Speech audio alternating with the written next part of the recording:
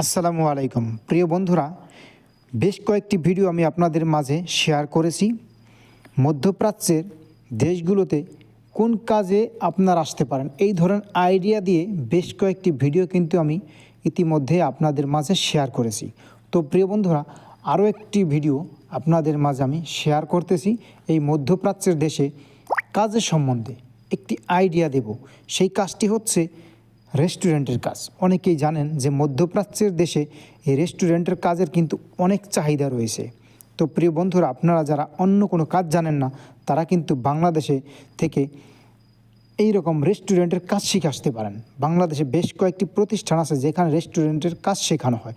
সেখান থেকে আপনারা চাইলে পরে কিন্তু রেস্টুরেন্টের কাজ শিখে তারপরে মধ্যপ্রাচ্যের যে কোনো দেশে আসতে পারেন, তাহলে কিন্তু খুব ভালো একটা স্যালারি পাবেন। প্রিয় বন্ধুরা, এই রেস্টুরেন্টের আমি দুইজন বাঙালির সাথে কথা বলেছি। তারা বলেছে আলহামদুলিল্লাহ তাদের অনেক ভালো স্যালারি। একজন হচ্ছে মেসিয়ার আর একজন হচ্ছে কুকার। যিনি কুকার তার স্যালারিটা হচ্ছে 70+।